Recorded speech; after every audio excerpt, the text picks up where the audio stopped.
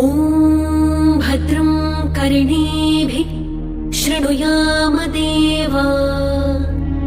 भद्रं पश्येमाक्षभिर्यजत्राः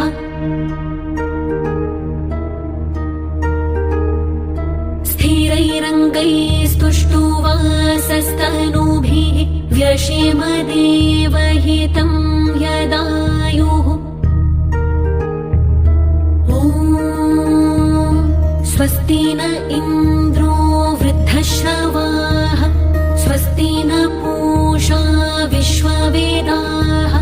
स्वस्ति नस्तार्क्ष्यो अरिष्टनेमि स्वस्ति नो बृहस्पतिर्दधातु ॐ शान्ति शान्ति शान्तिः। ॐ नमस्ते गणपतये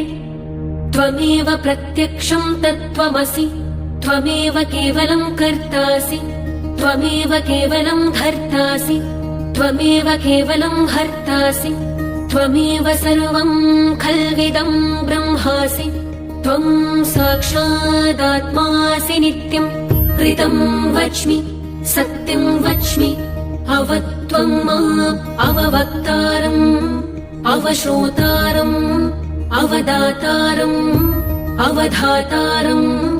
अवानोचानमवशिष्यम् अवपश्चातात् अवपुरस्तात्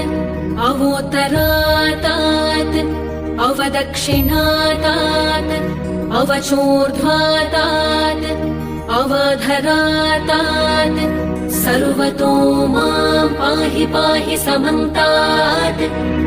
त्वं वाङ्मयस्त्वं चिन्मय त्वं आनन्दमयस्त्वं ब्रह्ममय त्वं सच्चिदानन्दाद्वितीयोऽसि त्वं प्रत्यक्षं ब्रह्मासि त्वं ज्ञानमयो विज्ञानमयोऽसि सर्वं जगदिदं त्वत्तो जायते सर्वं जगदिदं त्वत्तस्तिष्ठति सर्वं जगदिदं त्वयि लयमेष्यति सर्वं जगदिदं त्वयि प्रत्येति त्वं भूमिरापो नलो निलो नभः त्वं चत्वारि वाक्पदानि त्वं गुणत्रयातीतः त्वं देहत्रयातीतः त्वं कालत्रयातीतः त्वं मूलाधारस्थितोऽसि नित्यं त्वं शक्तित्रयात्मकः त्वां योगिनो ध्यायन्ति नित्यम् त्वं ब्रह्मा त्वं विष्णु त्वं रुद्र त्वं इन्द्र त्वं अग्नि त्वं वायु त्वं सूर्य त्वं चन्द्रमास्त्वं ब्रह्मभूर्भुवस्वरो गणादिं पूर्वमुच्चार्य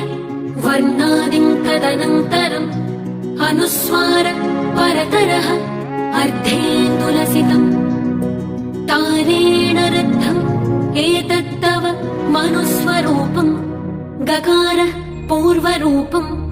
अकारो मध्यमरूपम् अनुस्वारश्चान्त्यरूपम्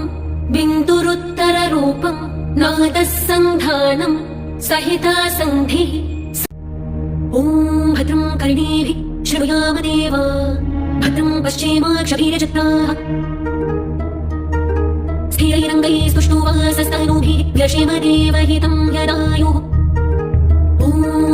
स्वस्ति न इन्द्रो वृद्धश्रवाः स्वस्ति न पूषा विश्ववेदाः स्वस्ति नस्तार्क्ष्यो अरिष्टनेमि स्वस्ति नो बृहस्पतिर्दधातु ॐ शान्ति शान्ति शान्तिः। ॐ नमस्ते गणपतये त्वमेव प्रत्यक्षं तत्त्वमसि त्वमेव केवलं कर्तासि त्वमेव केवलं धर्तासि त्वमेव केवलं हर्तासि त्वमेव सर्वं खल्विदं ब्रह्मासि त्वं साक्षादात्मासि नित्यं ऋतं वच्मि सत्यं वच्मि अवत्वं माम् अववक्तारम् अवश्रोतारम् अवदातारम्